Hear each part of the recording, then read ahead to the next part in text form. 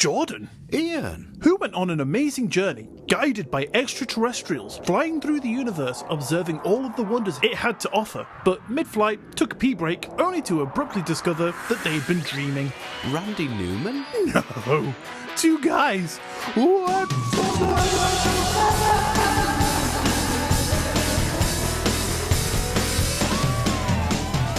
Hello, and welcome to episode 61 of Two Guys What's Up, the weekly comedy podcast where today I've got to be a little bit delicate because this guy ain't feeling so good. Jordan, what's going on, pal? I'm sinusy. Oh, buddy. I've got a dry cough and a headache. Too many cocktails?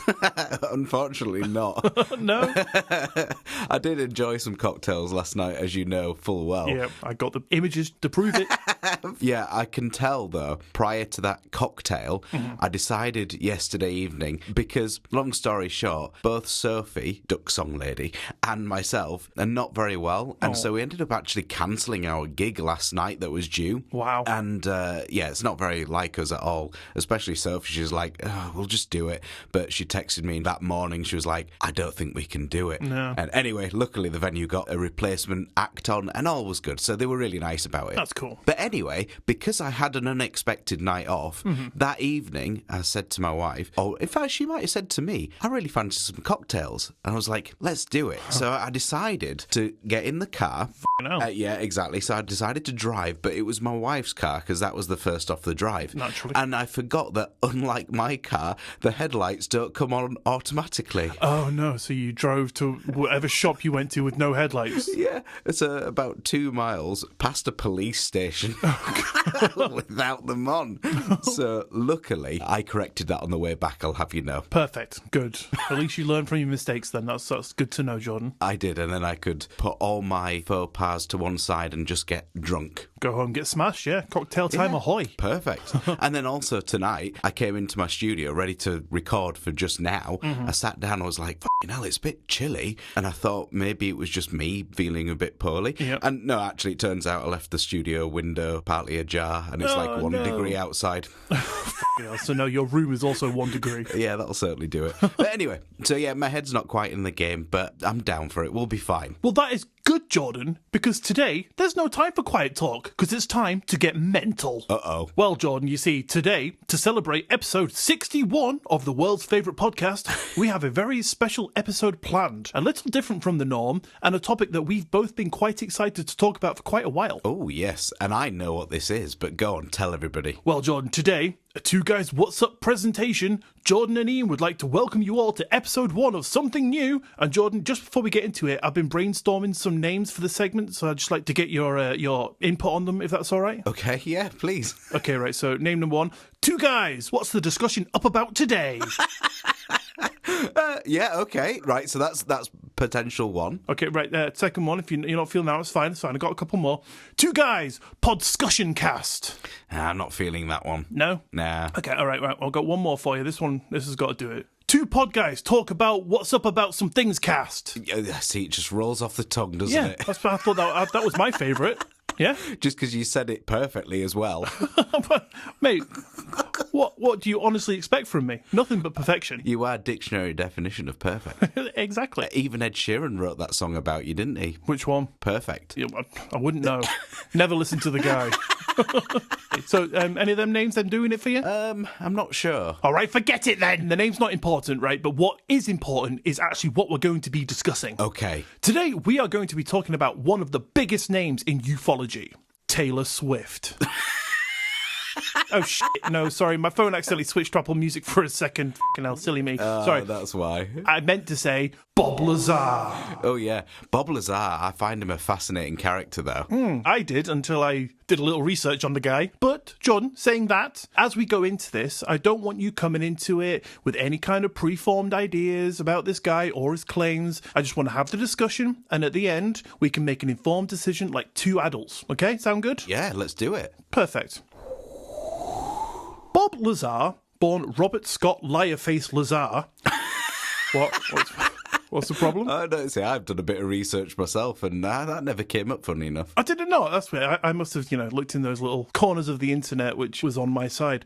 But he was born on January 26th, 1959, and is labelled an American conspiracy theorist because of his claims that he was hired in the 1980s to reverse engineer extraterrestrial technology. This work supposedly occurred at a secret site called S4, a location that works closely with a United States Air Force facility several kilometres south of it that you might know as Area 51. Oh, yeah. So is it like Area 51.5 or something like that? And it's S4. Okay, Area 50 S4. No. It's like we're both humans, but I'm called Ian, you're called Jordan. Both a facility, one's called Area 51, one's called S4. But still fucking fun to be inside.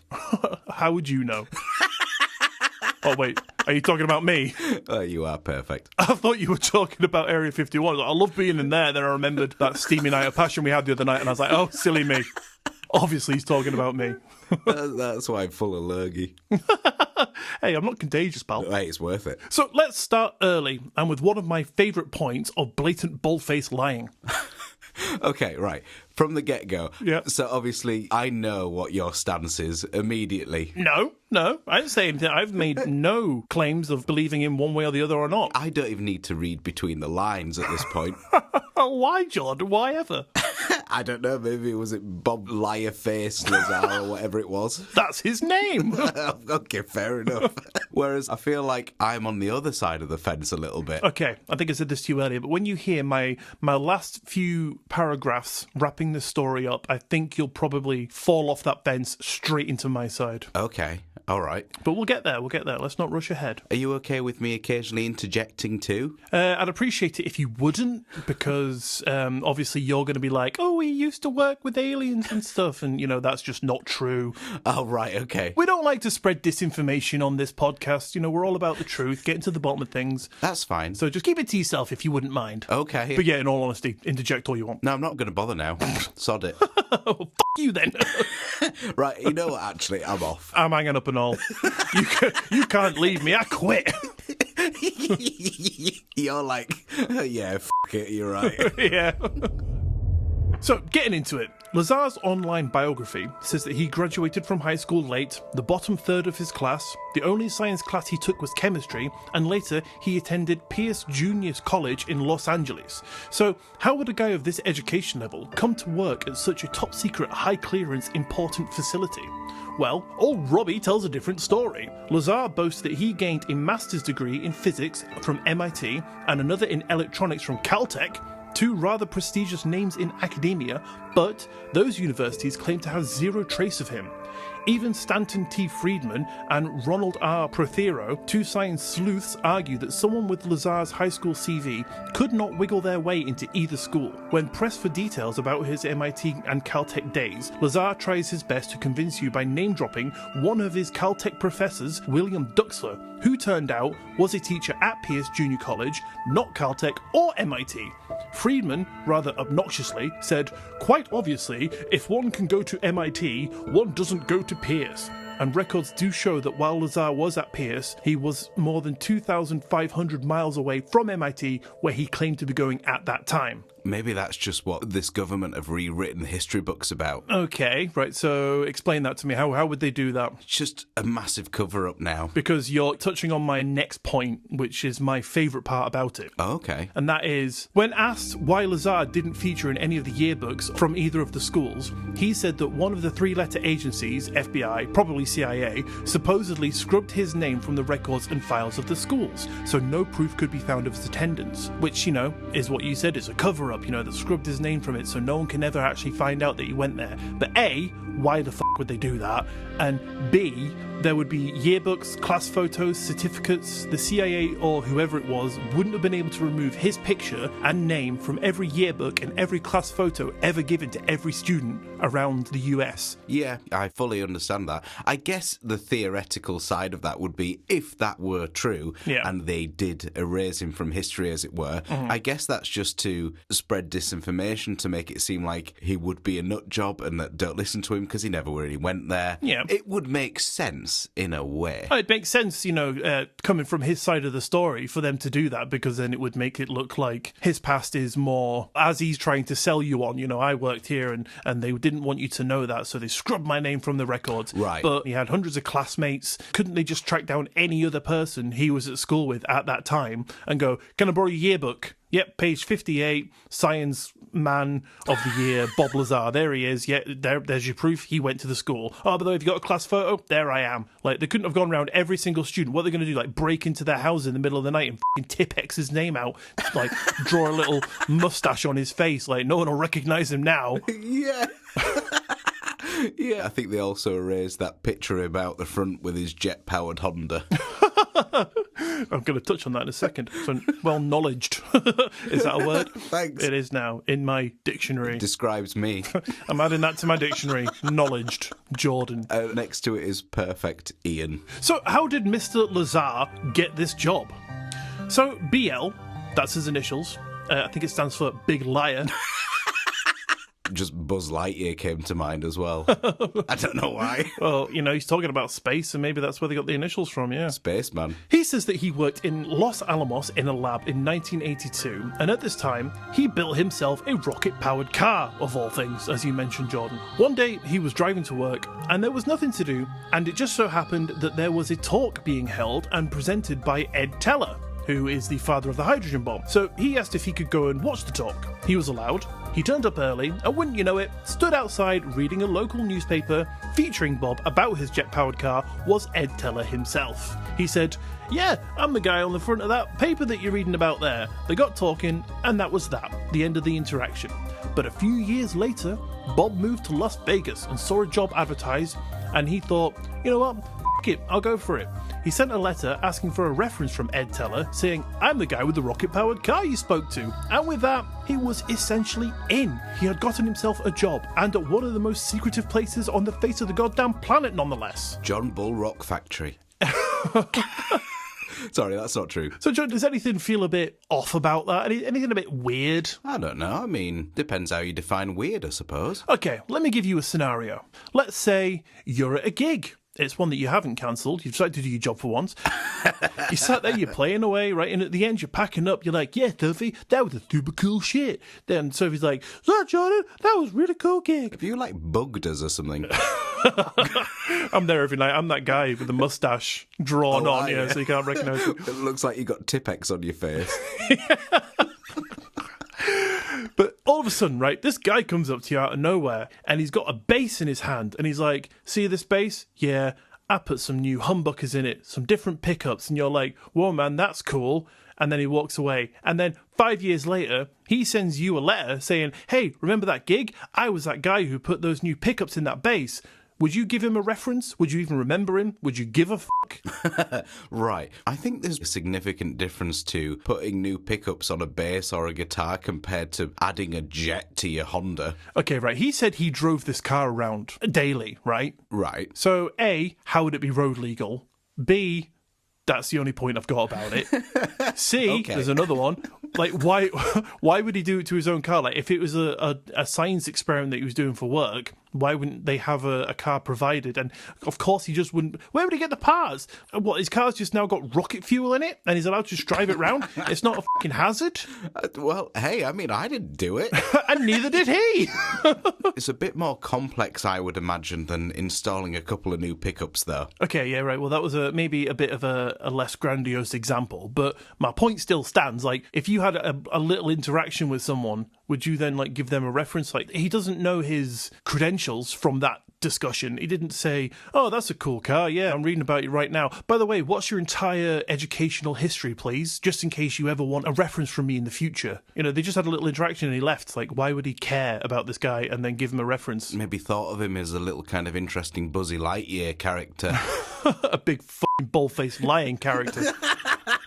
I don't know what you mean. What he meant by is, I've installed a rocket in my car, is he had a Nerf gun in his back seat that he sellotaped to the headrest. I mean, it's a bit of an eccentric thing, really, isn't it? Yeah. And to say, like, he's kind of riding on that as his main achievement up until then is a bit strange, I think. Like, if he's working in a science lab, creating new things and discovering new things, why would he just be like, I put a rocket in my car? To be honest, it's a bigger achievement than I've ever had. I don't know, mate. I had several Nerf guns in my car at once, and I don't go around spurting it around to random scientists. No, you just do it to the general populace. Yeah, it was me that came up to you at that gig. I installed a rocket on my base. No one's ever really known about our little Arnold Schwarzenegger thing, have they? Yeah, we've mentioned it before. Have we? Yeah, the little running joke of the bass solos. I even sent you the other day a stupid poster that I adapted because it said Arnold Schwarzenegger workshops. It was like bass solos, and you were like, Yeah. "What, is that real?" I was like, no. It looked so real. It was so good. I was sat there thinking, like, fuck no, we got to go to this. It's so close to us. Like, why have we not got tickets? Maybe you'll have to post that or something. I was thinking, yeah, we'll stick it on the Instagram, definitely. So yeah, maybe it was just Arnie after all. Oh, hey, are you that renowned scientist, Ed Teller? Yes, it's me. I've come for the talk. Oh, wow. I've got a Nerf gun in my car. That's so cool. I'll give you a reference in 10 years. I've got guns in my arms. I have some guns as well. This one's lefty, this one's righty. It's called righty because it writes. I think you do it really well. No, thank you. I wish I could hear my wife say that just once. Brilliant. So anyway, fast forward. He is now at his new job at S4. He said that his job was to reverse engineer an alien spacecraft that at first viewing he thought, oh, a secret new plane, but was later let in on what secrets he needed to know in order to complete the task that he'd been assigned, to figure out how the reactor from the craft got power and propulsion.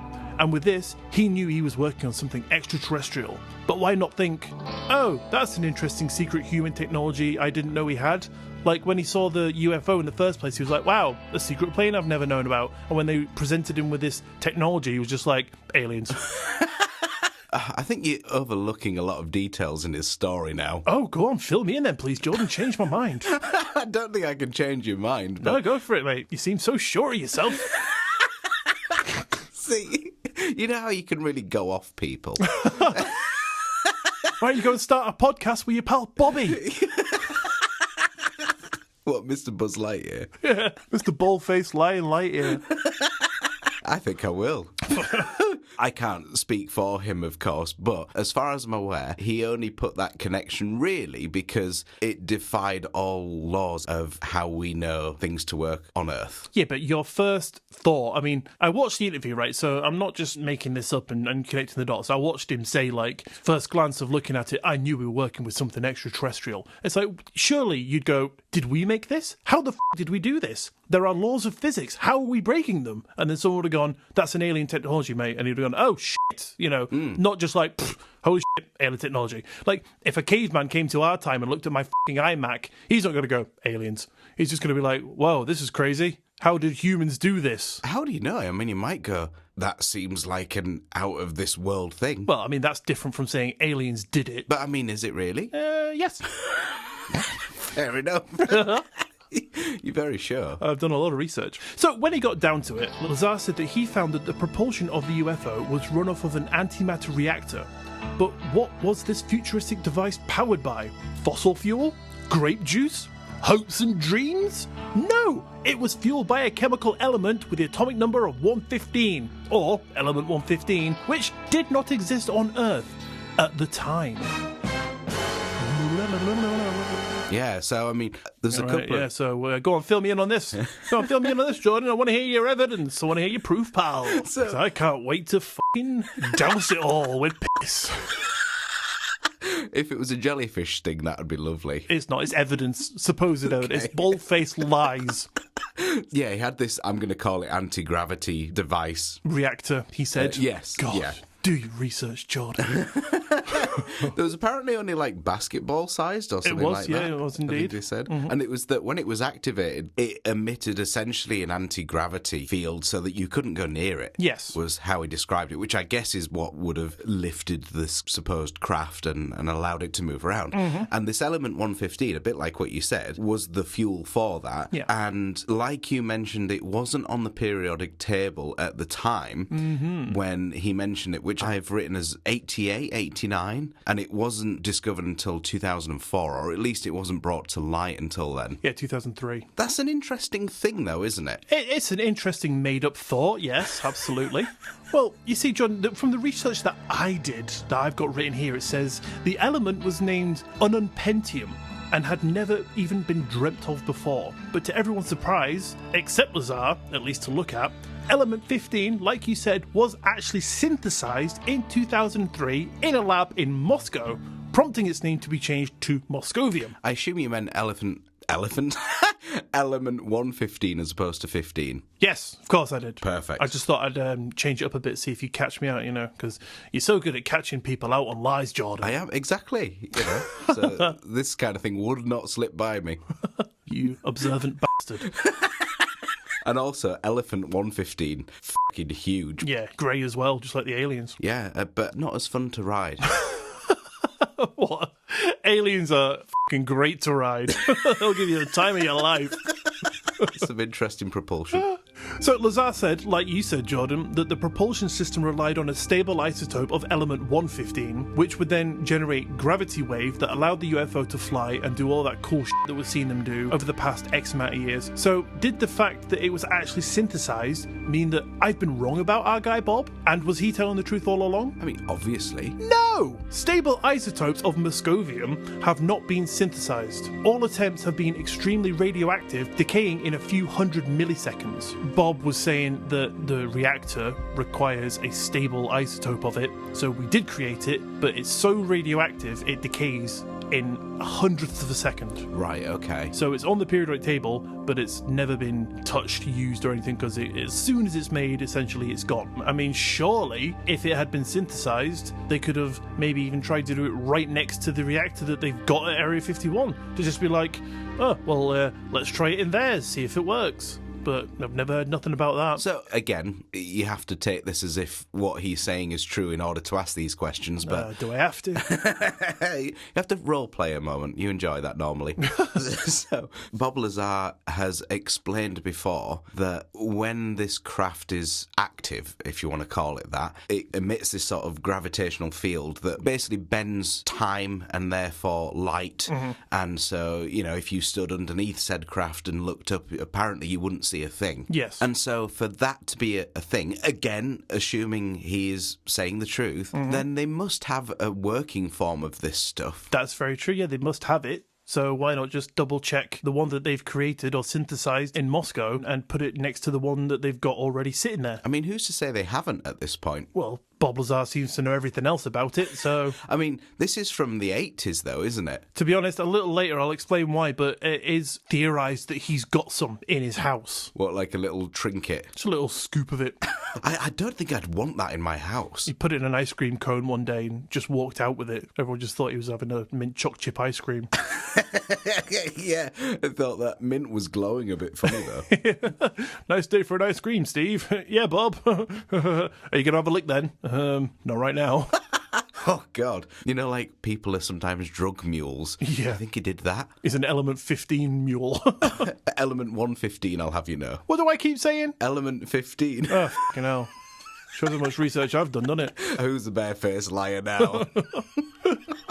So, Jordan, yes, just like you said, let's just go along with it for now. Lazar said that the reactor he studied was a sphere that emanated a force field capable of repulsing everything, including his touch, like two reverse poles of a magnet. He explained that the craft was split into two levels. The reactor was positioned at the top center and using an antenna reached up to 3 gravity amplifiers. These connected to gravity emanators on the lower level, which can rotate 180 degrees to output an anti-gravity wave that the craft would then sort of just kind of travel on. Kind of like riding a distortion field, and that is how they fly. Yeah, okay, that makes total sense in this truth. In this very true story, Yes, told by exactly. one of the biggest liars in history. nonetheless.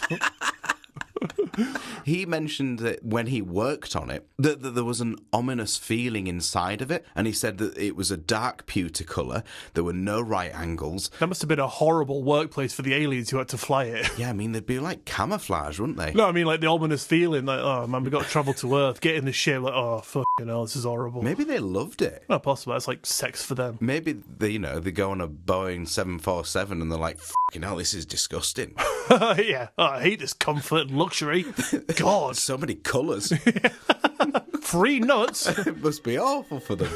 And he said that there was no right angles, that everything looked like it was fused together, and he likened it to being as if it was made out of wax and melted for a moment, so there were no visible joins, and that it was either metal or ceramic, but either way it was cold to the touch. And interestingly, again, whether you believe it or not, it's just something he said that it seemed to be designed for a being that's much smaller in height. Yeah, like kids. Exactly. Or aliens. What? So Lazar was 5'10", and he could only just stand up straight towards the very centre of the craft. Right. And he said, therefore, it must have been for a being basically half his height.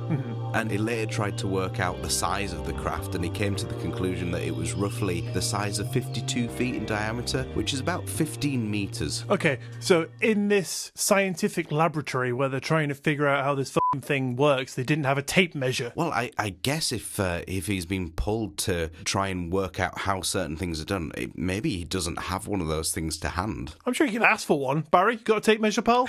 Oh, sorry, mate. It died in an explosion. Well, again, following the narrative that maybe you don't want to be getting too many details, possibly they wouldn't have wanted to provide that, and maybe he wouldn't wanted to ask. Okay, well, I guess we can't take his word for it then. Shut up, Bobby. And he said that the main level, which just described to you now, had the reactor in the very centre of it, and around it there were 3 equidistant seats. And that was it. So, like, there were no control panels, there were no buttons, no colours, no lights, there was no toilet, no decorative components, anything that you would liken to what you would fly in our world. Yeah, a lot of speculation about crafts is they are linked to your consciousness, so you fly them with the power of thought. Exactly, which would kind of make sense if, again, if this was real, that it's not anything to do with us. I like your word in there. Don't push me. And that the lower level had the 3 gravity amplifiers and gravity emitters, but there was no space to actually move around. And he said he had to sort of hang his torso upside down just to kind of have a look and try and reverse engineer what was going on. And then the upper level had essentially like a navigation, or their version of maybe a computer with some black panels. Lazar said that he basically is guessing that was used as a way to scan and maybe determine its position in the air. Or maybe it's a microwave. You never know, they might get hungry. Speculation, Bobby. Shut your face. You're travelling that far, I guess you get a bit peckish. That's why they keep making the crop circles, remember? Because they emit the radiation. That is true. They've got the rustlers in their hand all the way to Earth. They make a crop circle, cook it, eat it. How do they taste? Meaty. Do they? Oh, yeah. A little bit wheaty. The wheat does tinge the flavour a little bit. Does it? Yeah. Not quite as nice as a full farmhouse loaf, though. Oh, God, no. They could just go to Tesco and get a brand new rustlers, but... whatever. Anyone that has no clue what's happening, that was, I think, bonus episode 1 where we spoke about that. Yes, crop circles. Absolutely. Crop circles and the world's most stupidest questions. Yeah. Sitting right there for your audible entertainment from just £3 a month. Oh, yeah. Go to patreon.com/2guyswhatsup and your life will be forever more beautiful for it. Absolutely, yeah. And just to go back a little bit, he said that even when this craft was in flight, it never got hotter than ambient temperature, despite the immense power, which of course is just something that is not possible in our understanding of things. So does he actually say that he flew in one? No. Oh, you f***ing know that then? Because of course the craft will have been in the air, done its manoeuvres, settled back down, and it was still cold to the touch. From my understanding, I was never aware that they could get to fly it at all. I don't have this in my notes, but I do remember he said that he was stood next to somebody who was on a walkie-talkie to whoever was piloting it. All right. And he said that is impossible because of the gravitational propulsion, that radio waves should not be able to travel into it. Oh, how funny. Yeah. Kind of sounds a little bit made up there. Oh, do you mean like aliens and stuff in general, the paranormal? No, Jordan. You exist. So why can't aliens? This is just one man's story. So why can't this exist? Because he's talking bollocks. He's contradicting himself at every point. Oh, some guy was on the walkie-talkie, which wasn't possible. At least he got his story straight with element 115. Okay, yeah, I'm the liar. I'm lying. Bobby Boy's the truth man. Yeah. Now you're on board. The Men in Black got to me. They paid me off to tell this fucking hit piece. I'm sorry. Did they? Yeah, that sounds about right. I knew it. God. Lazar said when he joined the program, he read the documents designed to brief him on what his job was that described Earth's 10,000-year-long historical involvement with grey aliens hailing from a planet orbiting the twin binary star system Zeta Reticuli. Oh yeah, we've heard about this before. We have, and I just want to bring up one little point about that. Okay, go on. In an interview with Joe Rogan, he said the craft was split into many different parts. So one part, like he was working on the power and propulsion, there'd be other parts working on a different bit, but none of them really interconnected unless they needed to be. So like if one part was intimately connected to, say, the steering of the craft, they would have some sort of ties together. So each part of study of different parts of the craft was compartmentalized. So one would have the windscreen wipers, one would have the accelerator, one would have the steering wheel, and none of the two should meet. Yes, got you. So no one's got a full picture of the entire craft. But if one was, say, related to another, then they might have some contact. Yeah, which feels totally against any real science, doesn't it? Well, I mean, you know, the military, they have to sort of keep it all silenced. Yeah, I get that. You know, you wouldn't want one person knowing every aspect of it, because then they could just run and sell secrets or tell the press or whatever. So if one person's got one bit of information, and then they go, I worked on an alien craft, I was part of the power and propulsion system, and then they go, okay, what about any other part of it? And they go, I don't know. They go, okay, you're a fucking liar. Much as I have done, but that's beside the point. Yeah, those wankers. What the point I'm trying to make is, he said that all that information was so restricted to the need-to-know basis. So why in the fucking hell did they sit him down and tell him about the 10,000-year-long historical involvement with alien greys and where they came from? Yeah, I guess. I mean, potentially the chap that divulged that just had a really good day. You know what? I'm feeling good. Have some secret information. Yeah. Here's a bit of element 115. Stick it in your pocket. Stick it in that cone right there. Yeah, they'll never know.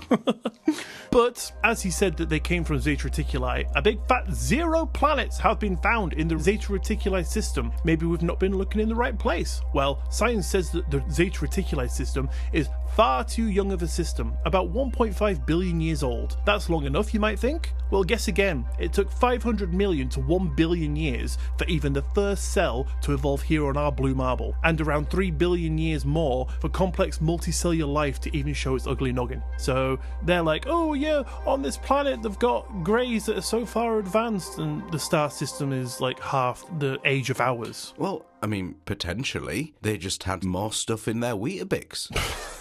Okay, you've swayed me. Just a few more vitamins. I guess, though, in order to have all these things, they'd have to have a planet to live on, which they don't, so... That we know of. Maybe they've got a massive anti-gravity field all around their planet. We just don't see it. Right. Surely that would push light away, though, and would be able to measure light disturbances. Space is very dark. Maybe it's a massive black hole. Well, then no one would be able to live on that. I don't know. They might be having a great time. It would really suck. So I just got a little weird story for you here. While wandering the halls of S4 one day, Bob said that he took a glance through a door window and saw what he said was two guys dressed in lab coats looking downward, talking to something small with long arms. 3 decades later though, when questioned, he said that he did not think they were talking to an alien, but rather they were talking to a doll used to reference the size of the spooky aliens. So yeah, that makes total sense. These guys were just in there interrogating a doll. Maybe it was that chap who played that Ewok in Star Wars. Oh god, what's his name now? Warwick Davis? Warwick Davis, that's the guy. Where do you come from? I was just at home, mate. You abducted me. Like, they were already filming Star Wars down the road in the desert. There's one. He's escaped. Get him. It's like they took him out of his costume and... Oh my god, they've infiltrated us so well they even look like us. Get in the van. No, I'm an actor. Yeah, that's what they all say. And now, forever, it's just a replacement Warwick Davis that we see. Yeah. Same thing happened to Paul McCartney. Oh, God, yeah, I want to talk about that someday. Do you? Yeah, just for you. Like, I'm really beat up about it. I just need some one-to-one time, if that's all right. Do you? Yeah, absolutely, yeah. I can be your therapy. I miss the real Paul McCartney. Paul is dead. Hey, you take that back. So what if we're thinking now, everyone knows about Area 51, even if we don't find out what he did there? Can't we get a copy of his employment records or something like that? Well, funny, and rather conveniently, Lazar says that much like his education records, wouldn't you know it, they've been erased too. But this story has drawn huge media attention, controversy, supporters and haters, myself being one.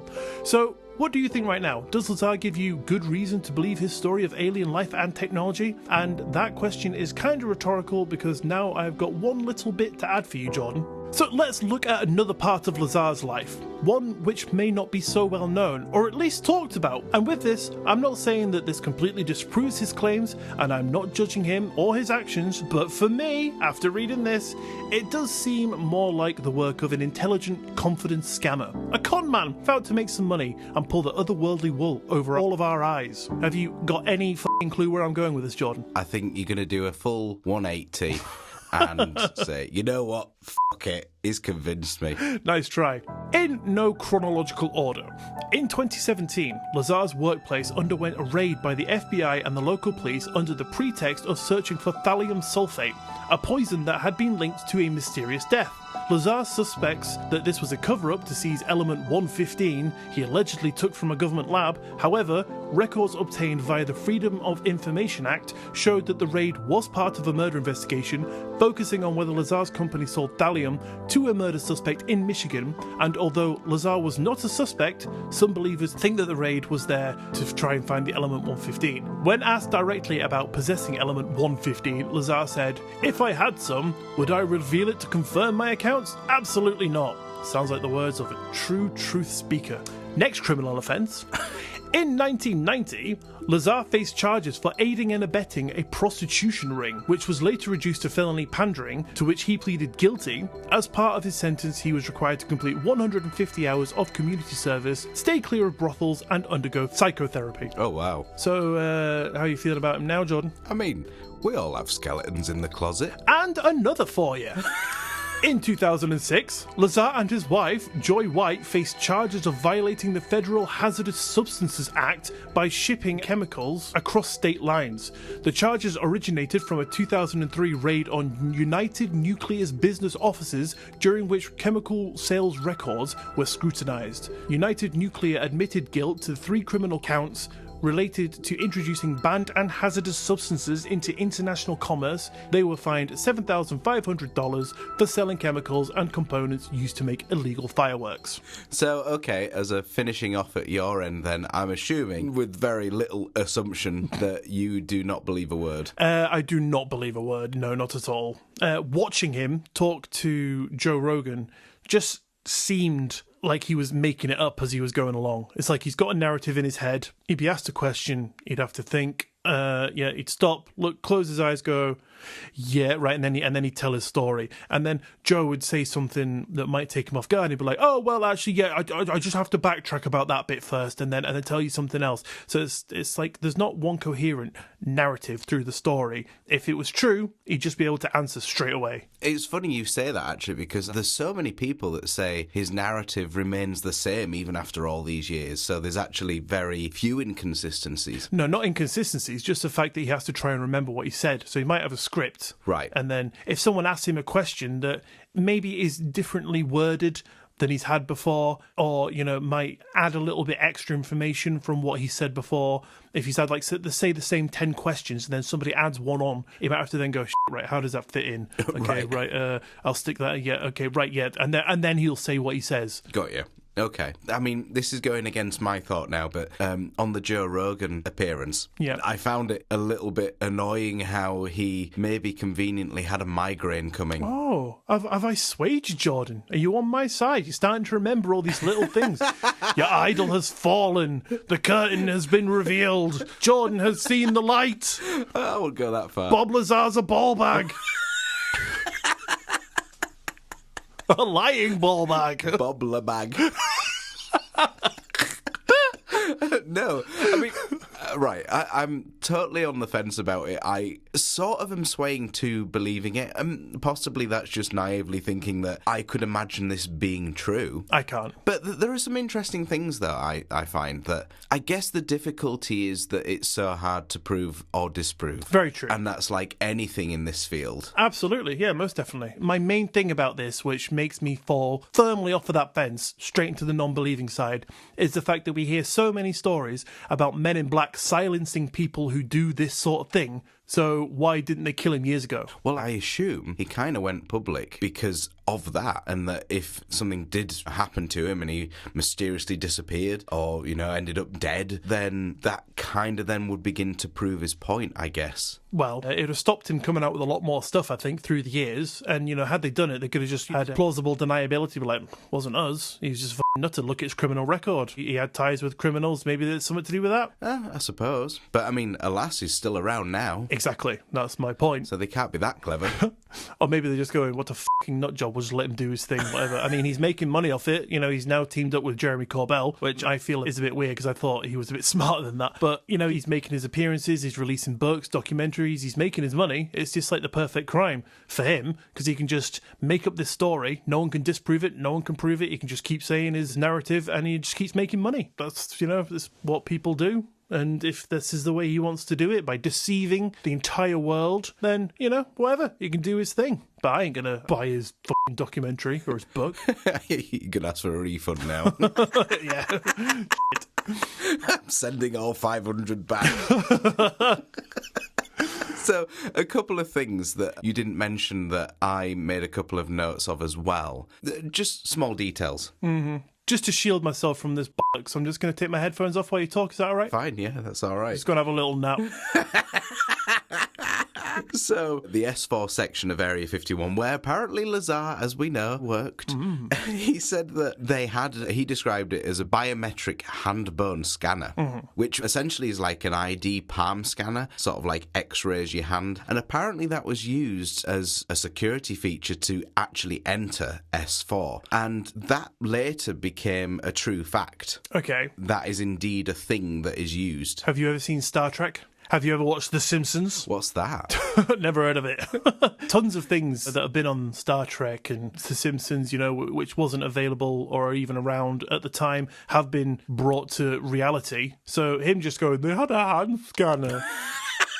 Yeah, good one, pal. Yeah, okay. I just find it fascinating, and I find it a very interesting pondering point. You have to think, if he was getting this job in the 80s, so he was born right around the sort of flying saucer fever. They were massive on TV, and Roswell was just a few years, like 10 years before, and so flying saucers were like really big at the time, really popular. And there was these sorts of things that people would think were like futuristic technology. So these sorts of things wouldn't have been outside of his zeitgeist, really. Yeah. So for him to sort of think, we had this, that's a futuristic technology, that'll prove my point. They had a hand scanner. Fucking hell, you're right. Thank you! It is real. Oh, I thought I'll take down my fanfare. Yeah. A couple of things. So he had a lab partner called Barry, and this was the buddy system as he describes it, a bit like what you were saying, where they totally remove everyone from working from different departments with each other. Yeah. Just to preserve the secrecy. Yeah. And Lazar does mention that Barry kind of hinted that the previous lab partner that he had died, actually, as a result of messing with the anti-propulsion device and messing with element 115. And in regards to the craft itself, again, there's nothing to be proven or disproven in this. I just found it very interesting. Right. And if nobody is too familiar with Bob Lazar and the things he said, just interesting, if nothing else. I'm glad you said that there's nothing to be taken, proof or otherwise in this, because you just, completely diffused a massive rant. Oh, yeah, I'm not saying this is oh, yeah, let me line up all these bottles for you to shoot down. Well, listen to this, Ian. He had a lab partner called Barry. Yeah. Oh, shit. What? Yeah, it's just a few details you didn't mention. So yeah, no, that's cool. And the other thing that you didn't touch on at all were his marital issues, where it really interfered with his involvement at S4, allegedly. So on my notes here, I've put Lazar, towards the end of his stint at S4, had a breakdown in his relationship with his wife. She knew he was working there, but was in the dark over what he was working on, as it was obviously highly confidential. And as part of the security clearance, he gave his written permission to have his phones and communications monitored by the government. Right. Lazar would also receive calls at all times of the day, even at 11 p.m. at night, when he would receive a call saying, "The time is now 2300 hours. We will need you to be at wherever by 2340 or, whatever," and hang up. And he would have to go. So obviously that would have been a bit of a breakdown in your marriage, because you can't really tell your wife why you're having to leave at midnight. But so not only did he have to give this clearance for his phones being tapped, without his wife's knowledge, by the way, so she didn't know that this was the case. Disgusting. He had to basically also have a stable home life to be able to work there. So unbeknownst to Lazar, his wife later began to have an affair. What? That he later found out. With Barry. Well, ironically, it was with a flight instructor, which I thought was hilarious. Dun dun dun. Fucking hell. So, yeah, she was having an affair, which he later found out, but at the time didn't know. And the government knew about the affair, yet he didn't. So because her phone was tapped. Yes. Convenient. And so because of that, they saw him being in a bit of an unstable relationship and could be maybe more volatile. So it's at that point they started restricting his visits to the base. Because he's never going to tell anyone about anything he's already seen, obviously. Well, apparently he started getting followed. And with him not really attending the base anymore, he thought, well, if they're getting rid of me, then I'm fearing for my life now. So that's when he started coming out with things. And because he knew the flight schedule for when they did these sort of test flights on an evening, he got him and some friends to view the flight, and they saw it happen. Wow. And anyway, I think they went either another time or another few times, got a little bit cocky and got found out. Right. And I'm sure, if I remember correctly, this isn't in my notes, but just from memory. So they were in the pitch black and they could hear something, and it turns out it was Barry with 2 machetes running through the desert. And the flight instructor. Turns out that it was one of the guy's night vision scopes that had fallen. Oh. And they were essentially surrounded by armed military. And I think that's where his supposed involvement with S4 stopped. So that was a little bit of extra detail there. Beautiful. As far as I'm aware, I don't think him and his wife stuck around. No, yeah, I can imagine they probably wouldn't do. They probably, just jumped on that extraterrestrial saucer and just off to Venus. Makes perfect sense. A little spa day out, eh? Why not? Yeah, absolutely. So again, yeah, that's not at all to make you... Not to try and sway me. Exactly, but just to add a little bit more information to anyone that isn't familiar with the Bob Lazar story, because I just find it really fascinating. It is. It's much like reading Alice in Wonderland. That's pretty fantastical as well. All very interesting made-up stories. Beautiful. No, yeah. I was watching the Bob Lazar podcast last night when he was on it, and about 40 minutes in, I was just like, I cannot watch this anymore. That's why you missed all the true shit. Oh, yeah. Now Ian's gone. Well, what it was like, there was one bit, I remember hearing this information recently, like, if you want to catch someone out in a lie, if you say something to them, like you ask them a question, and they're telling a lie, but you stay silent after they finish, they will then carry on talking as if they're trying to fill in the space, like trying to convince you. I get you. Joe Rogan said something to him. He responded. Joe didn't say anything. And then he just carried on talking. And I was just like, this guy is just fucking lying. I just don't believe him at all. Fair enough. I wanted to, because it's such a fantastical story and it's so interesting. I've never really looked into him before. But yeah, my first foray into big lion Bob Lazar has turned up eggy. You normally like a few eggs, unless they're in a quiche. Unless they're cold and old and covered in bacon, yeah. I mean, fair enough that you feel that way, to be honest with you. But I don't know, I'm still a little bit on the fence. I think I want to believe it because I love the idea of that being true. Mm-hmm. But I mean, that's really all that I'm riding on. But are you familiar with the Roswell story? Yeah. Very familiar? Like, do you know it intimately? I mean, back and forth? No. Right, I would believe that story a lot more than this one. Okay. I don't disbelieve that either. Yeah, you do. You told me last night you were like, that fucking Roswell, mate. What a bollocks. Bob Lazar, on the other hand, truth teller. He's a saint. Yeah. Couldn't say a word of a lie. Perfect. But I didn't ever really want to talk about Roswell because it's been done 1,000,000 times. But it might be interesting to tell our rendition of it. So I might do that at some point. In fact, anyone at home, if they want to hear me talk about Roswell, even though it's been done 1,000 times, email in to twoguyswhatsup@gmail.com. Tell me if you want to hear it. Tell me what you think about Bob Lazar. Tell Jordan he's wrong for siding with that lying bastard. And for what it's worth, I really want to hear about Roswell and your take on it, so I'll just use my 60 emails just to say, yeah, please do. You got it, pal. In fact, don't even bother with the emails. You've done it. Okay. You've told me. I'll add it to my list of things to talk about. It might not be in the future. It's not going to be in the fucking past. Or the near future. It will definitely be in the future. But yeah, anything else to add? No, I think that was a very comprehensive discussion there. A little different today, but I quite enjoyed it. Absolutely, yeah. Very much enjoyed that. A little bit of a different from the norm. We've run very long. I don't want to edit this, do you? I don't, but I mean, one of us is going to have to. We'll send it to Bobby. He's out of work at the moment. Actually, he's quite busy with all podcasts. Shit, actually, I think he's 65 now, so I think he's getting a bit sick of him probably, having to, remember the script. It's like an actor that only does one job. But apparently with less conviction than an actor. Yeah, you know it, buddy. So does that about bring us round to the end of today's discussion then, Jordan? I think it does, Ian. Fantastical news! Thank you for tuning into today's episode of Two Guys What's Up. Don't forget to follow the show wherever you listen to us so you don't miss another episode, and maybe even tell a friend. Take your friend to S4, have a little walk around, touch some reactors and tell us what it does for real, because even if they're there, to be honest, I don't know if they're there. Just plug in Two Guys What's Up into your auxiliary bit for your phone, unless you've got Apple CarPlay, you can stick it on that, we're not fussy, however you want to listen to us. Just I've lost the point of what I'm trying to say here, Jordan. Well, listeners, if you would like to get in touch with us, our Linktree link is in the bio of this episode, which you can click on and will be jetted off to every link you will ever need for all your Two Guys What's Up essentials. Want to create your own anti-gravity device? Click the link! Want to meet your new lab partner named Barry, who will eventually sleep with your wife and come chase you in the middle of the desert? Click the link! Want to smuggle out your own bit of element 15? Click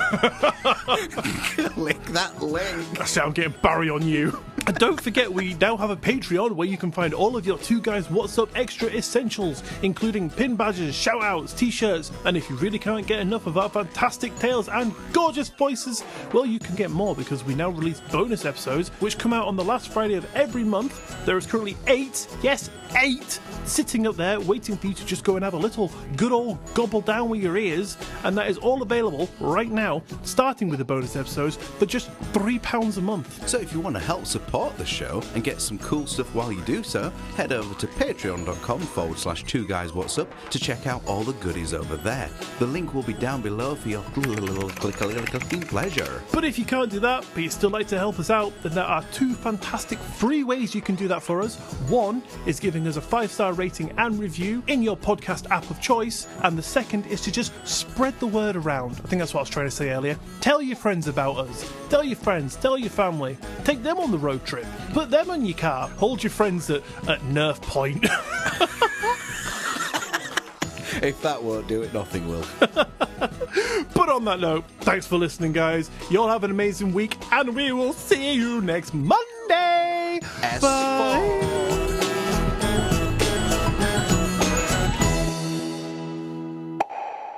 Sorry, I just remembered this is that was meant to lead into my end bit. Okay. Is that all right? Yeah, sure, yeah. Okay, sorry. You will be. I like it when you make that noise.